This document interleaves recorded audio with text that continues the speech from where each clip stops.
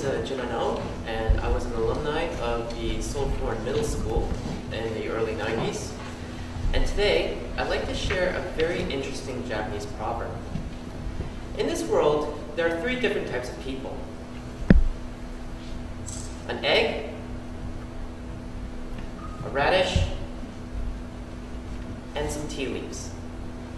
And we all come from this big giant pot of hot boiling water. Now, the egg starts off very frail and weak and very sensitive at first. But you put that in the big giant pot of boiling water, and it comes out very tough and hard-boiled, and maybe lost some of its sensitivity. Then you have the radish. The radish is already strong and tough to begin with. But you put that in the big pot of boiling water, and it comes out very soft and mushy. Then you have tea leaves. Now with tea leaves, you don't think twice about it.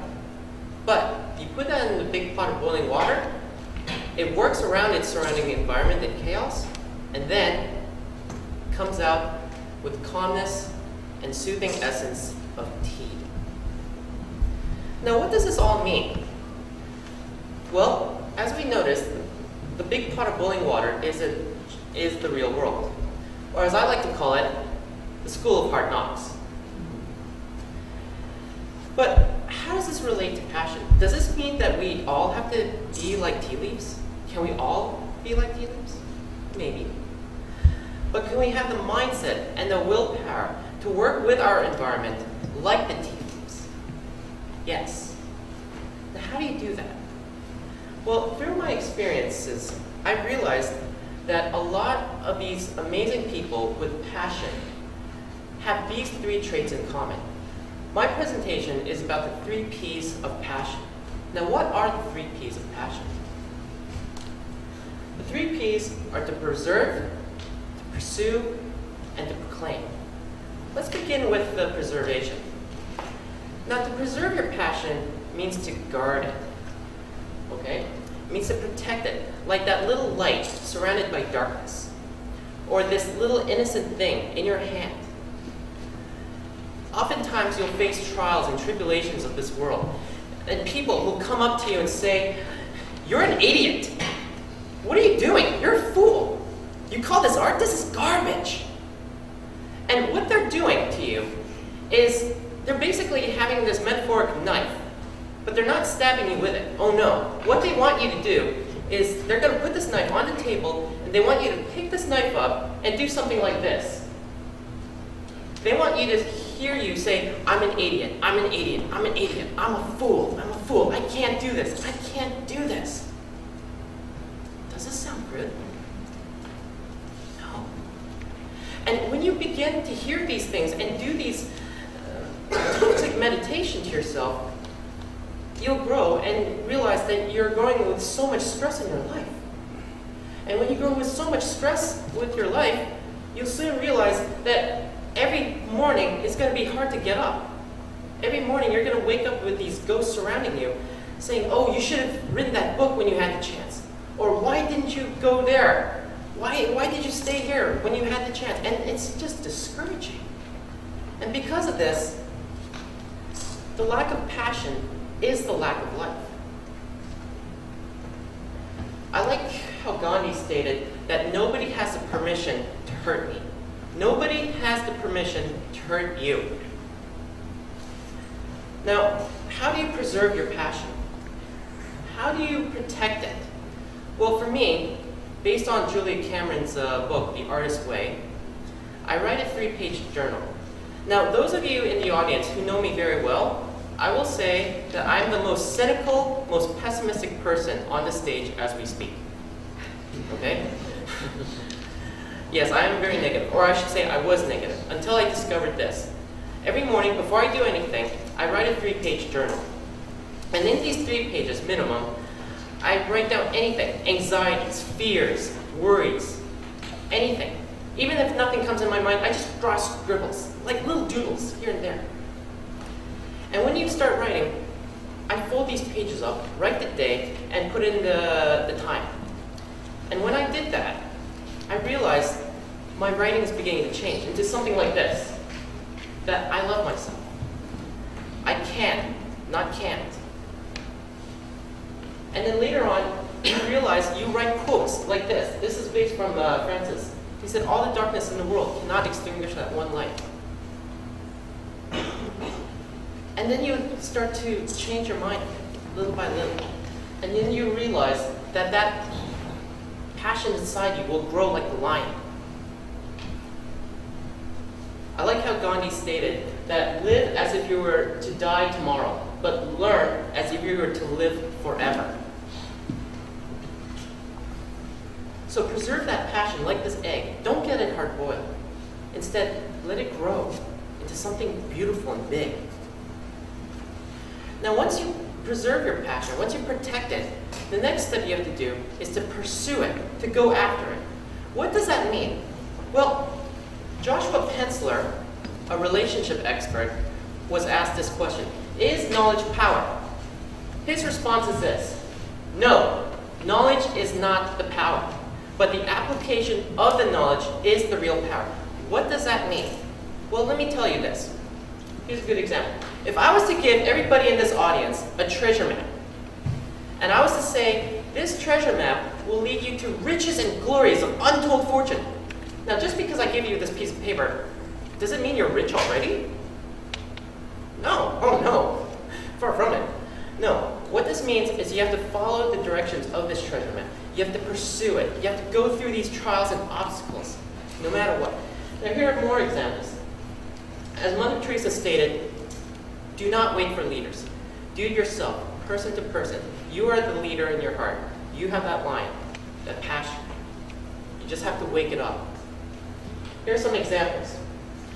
All these famous people, all these pioneers, these men and women of great passion, what do they all have in common? Now, people of the audience, you can just yell it out to me. What do you guys think they all have in common? Don't worry, this is not a classroom. You just shout it up. Don't bother raising your hand. What do they all have in common? Anyone? What do you guys think? Independence. Independence. Okay, that's a good one. What else? Drive. Drive. Okay, good, good. Those are all good. What they all have in common is they're all a bunch of failures. But you only fail if you truly give up. Here are some good examples of some failures. Walt Disney. Now, Walt Disney was fired so many times as a journalist. He went bankrupt when he tried to run Disneyland. And then because of this, he couldn't pay his rent. He couldn't pay his rent, he ended up eating canned dog food. Albert Einstein, at age 4, he couldn't even speak a word. At age 12, he couldn't even read. And all of his teachers thought of him as hopeless and useless. But he knew what his passion was. He knew in his heart what he wanted to do, and he proved those teachers wrong. Here's another good example. Sir Richard Branson. Now, Richard Branson, many people do not know this. He's actually a real failure, but he doesn't care about his failures. He doesn't care that he's ADHD. He doesn't care that he's dyslexic. He doesn't care he's a high school dropout. To this day, he has a net worth of over $4 billion. He owns several companies, including the Virgin Atlantic, and he owns his own island. And his thinking process is so simple. His 3 keys to success is very simple. All it says is people, people, people. Because he knows when you pursue something, you cannot do it alone. You just can't. We are social creatures by nature. And when things get really tough for Sir Richard, he says this: screw it, let's do it. Simple. Now, how do you pursue your passion? To me, based on Julia Cameron's book, The Artist's Way, I take anything. I go to an art conference. I go to art galleries. I listen to things. I document them. I collect things. Inspiration is words. I even read books. Have mentors with you, because you cannot climb this mountain alone. And when you have a mentor, or you want to read a book about someone you really want to know, Read a book about it. Books are great because you don't need to reschedule at all. Finally, when my wife and I went to the Netherlands, we found Anne Frank's secret hideout, and she spent in this cramped and dark room for more than 2 years. She almost went crazy with isolation. But because of her diary, she learned how to pursue to live.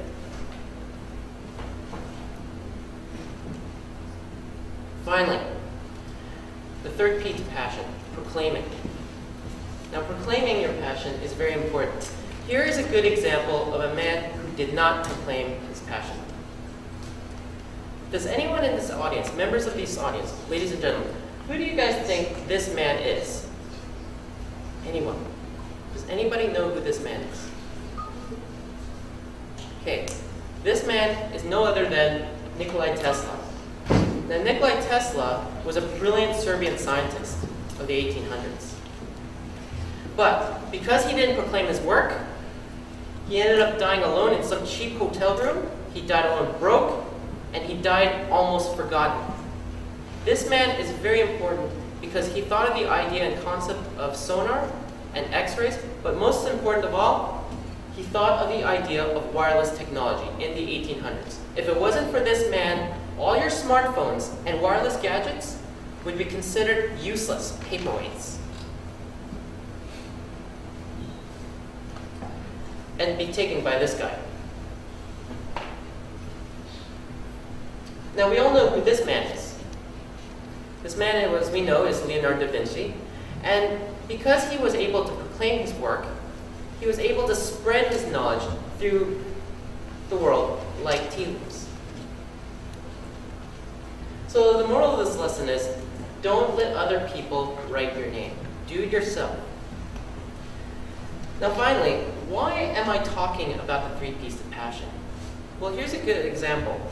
When I was a middle school student, during my 7th grade year here, during the early 90s, I made something like this. My first time doing pottery. It wasn't the best, but I did my best to it. But someone came up to me and said to me, "What is this garbage? This isn't art. What is this? What is this supposed to mean?" And because of this, I took that person's verbal abuse personally. And I haven't sculpted for over 15 years. 15 years. It wasn't until I saw this painting. This painting is titled The Acolyte, and it's by Edmund Blair. And because of this painting, it ignited that spark in my heart again, the passion, to create something like this. 15 years I haven't sculpted, and I sculpted this. Now here's another example. When I came to Korea as an English teacher, and I taught at this reading hall one, a lot of my students hated reading, which is very ironic since I was working at a reading hall. So what did I do? Back then, all these kids were obsessed with this game called Angry Birds. So I took that, I worked with my surrounding environment and created something like this. And what I did was, I told the students, if they read a book and write a good report about it, you will get 1 point. 10 points, 10 books, 10 reports, 10 points. And their names have this bird on them. One student was so obsessed with this little competition game that he ended up reading over 300 books and stopped playing Angry Birds altogether. Finally, as a parent, the 3 Ps is also very important in your life as well. Not only parents, but everyone. For example, I'm a father of these 2 young boys. Now, toddlers are, as we know, as parents, are quite a handful. But as we know that they are very young and precious, and we have to protect them, we have to preserve them, and we have to pursue after them, and we have to proclaim them as our children, not anyone else's kids. And once you understand the 3 Ps of passion, to preserve it always, pursue it always, and proclaim it always, you'll soon realize that your life is really a journey and not a destination. And then you'll begin to notice that you can encourage that heart. Work around the world, like the tea leaves, the surrounding world. And once you understand that, you can model away and you'll realize that the future is really yours. Thank you.